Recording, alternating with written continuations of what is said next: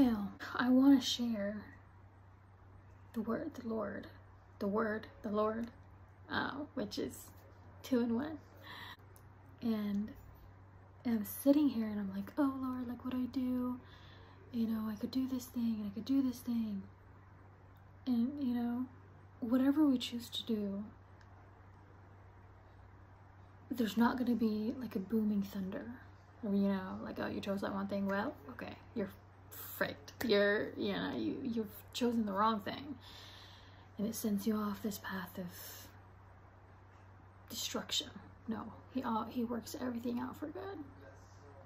But to do our part as believers and Holy Spirit believers, to do our part ensuring that we are doing what he wants us to do in our life.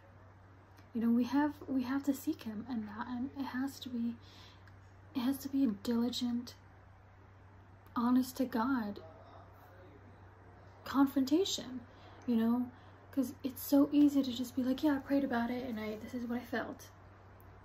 But that's what you felt, or is that what the Lord is trying to show you? And oftentimes, and I'm speaking for my own self, because, you know, I prayed about it, but did you read his word? Did you seek what he actually is saying to you? Did you seek his word?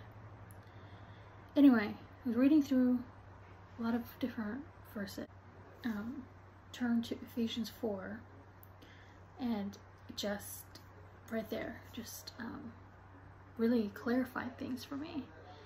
And I don't like it, you know. Sometimes when we're asking the Lord, okay, Lord, like what are you telling me? What are you showing me?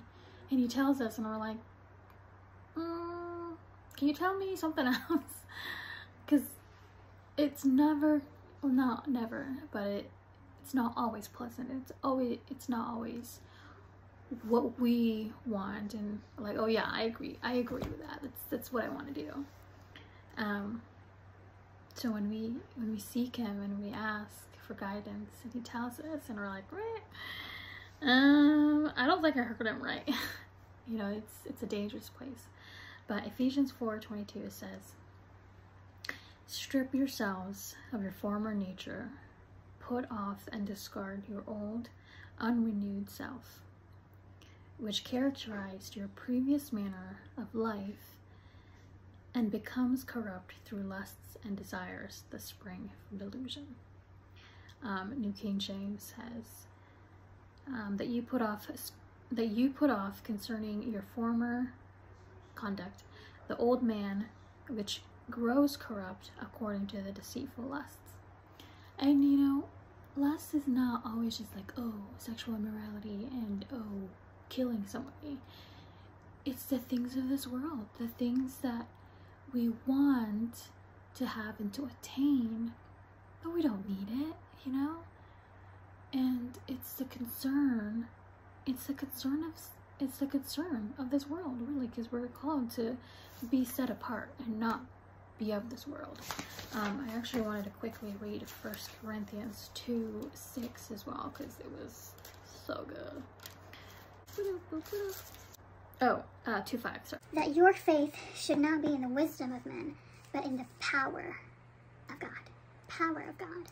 And I kind of wanted to tie this in because we are doing this thing at our church, and it's like treasures. It's called Treasures of Truth, and I felt kind of silly at first because we had like a worksheet and everything, and we were supposed to fill it out, and it felt really intentional. And I'm like, oh, this is so, you know, brick and mortar. But you know what came out of it is really organizing, and I mean, you know, any teachers will say like, this is why we do worksheets, because it really, you know, it takes the thoughts up here into an organized step 1, 2, and 3. Anyway, and my topic that I chose for the worksheet was maturity of faith, and that I feel that the Lord is really, you know, this is where the Lord is working in me these past couple months, is that maturity of faith, because, you know, I grew up in the church, and I have heard of faith, and I've seen faith work, and I've seen, you know, I've heard it, seen it all throughout my life, but I will, you know, and I still am growing in it, but I think as for me, my faith is like a freaking 2-year-old. It's toddler. It's not mature. So maturity of faith is really what the Lord is working in my life right now. I just wanted to share that because our faith should be in the power of God.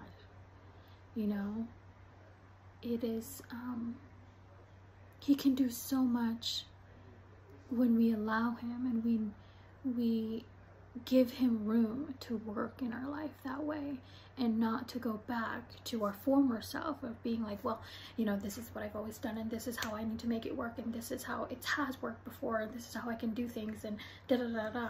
Because that's where I'm at. I'm like, I need to do A, B, C, D, E, F, G because that's how, you know, it's supposed to be. But where's my faith at? Is it in myself, and is it in what I've known and what I've known to work in the past, or is it in the Lord? Like, is it in his mighty power? Is it in his ability to work things for our good? And is it in the truth that he truly can provide for us, for our needs and our wants, you know? So anyway, thank you. Have a good day.